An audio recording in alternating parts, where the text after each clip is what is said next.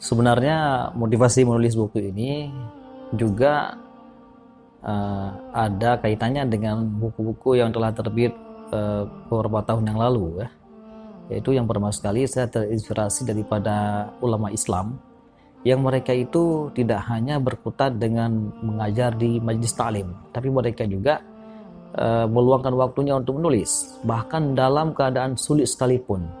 Kita mungkin pernah membaca sejarahnya Imam As-Sarakhsi ya, seorang ulama besar dalam mazhab Al-Hanafi.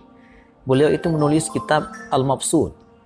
Kitab Al-Mabsut yang tebalnya 10 jilid itu ditulis oleh beliau ketika beliau dipenjara di bawah sumur. Dia penjaranya dalam sumur, dindingnya tanah, atapnya langit. Beliau mampu merampungkan karya besar dengan jumlah halamannya mencapai 10 jilid lebih.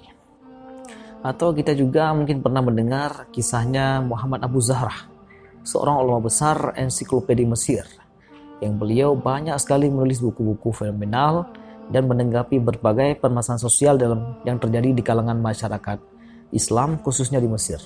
Itu beliau menulis kitabnya Zahrah Tafasir. Itu beliau sampai di surah An-Naml ayat 83 beliau meninggal dunia ketika menulis tafsirnya Zahrah Tafasir di surah An-Naml ayat 83. Ketika beliau meninggal, peci beliau di tangan kirinya dan penanya di tangan kanannya. Begitulah para mereka menghabiskan waktu untuk menulis. Walid merupakan sosok ulama karismatik Aceh dan ulama yang dituakan dan memangku beragam jabatan ulama di provinsi Aceh ini. Tentu saja beliau perlu diabadikan pemikiran-pemikirannya. Artinya ilmu beliau tidak hanya tersebar di majelis ta'lim kepada masyarakat dan kepada murid-muridnya di pesantren Nahum Sulaiman, tapi kita juga ingin bagaimana pemikiran beliau ini tersentuh dunia perguruan tinggi yang mungkin para intelektual itu belum pernah bertemu dengan Walid atau pernah bertemu tidak akrab. Maka pemikiran Walid ini harus diserap oleh mereka lewat tulisan-tulisan ini. Kemudian motivasi menulis buku ini pertama sekali muncul dari seorang guru saya di Jakarta. Beliau merupakan wartawan senior di Jakarta. Beliau bahkan telah mengedit beberapa buku saya sebelum buku ini ya. Lalu beliau suatu hari berkata kepada saya, "Kamu kenapa selalu sibuk menulis buku sendiri? Kapan kamu tulis buku guru kamu, buku Walid itu?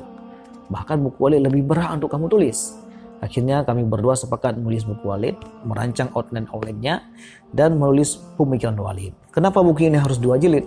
Karena pemikiran Walid itu sangat unik dan sangat banyak sekali. Makanya kalau ditulis 1 jilid itu nggak cukup ya kan? Makanya perlu berjilid. Oleh karena itu ketika orang bertanya berapa jilid buku Walid sebenarnya, saya sering menjawab berjilid-jilid. Karena memang tidak tahu kita berapa jilid kita tulis ya. Mungkin juga 10 jilid. Karena memang pemikiran Walid selalu terbaru dan selalu menanggapi permasalahan masyarakat.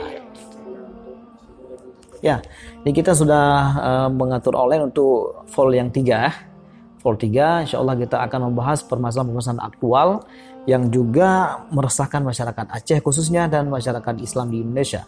Ya, nanti kita akan rilis juga jilid 3-nya. Insya Allah akan terbit di tahun 2020.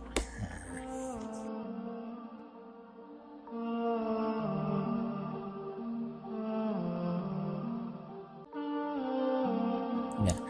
Jadi Walid itu sosok yang unik di Aceh dan beliau merupakan seorang ulama yang suaranya didengar oleh pemerintah, oleh masyarakat dan tokoh-tokoh agama. Selain postur beliau yang seperti orang Arab, yang orang ketika melihatnya segan. Kemudian ilmu beliau sangat luas. Kemudian beliau memegang jabatan yang strategis di Aceh di kalangan ulama. Misalnya di organisasi NU, organisasi terbesar di dunia itu. Beliau menjabat sebagai orang nomor 1 NU di Aceh, Rais Syuriah NU.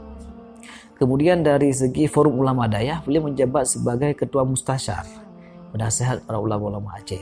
Makanya apa yang beliau katakan itu didengar oleh masyarakat. Kemudian sosok Walid ini merupakan seorang yang apa yang beliau katakan itulah yang beliau lakukan. Inilah yang ada pada Walid. Artinya beliau ngomong seperti melakukannya.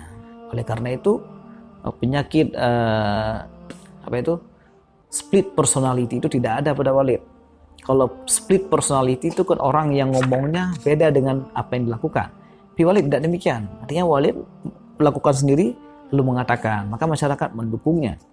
Bahkan Walid ini merupakan sosok yang cukup berani dalam membela kebenaran. Bahkan ketika beliau berada sendiri tidak takut jika seandainya apa yang beliau tawarkan itu merupakan sebuah kebenaran.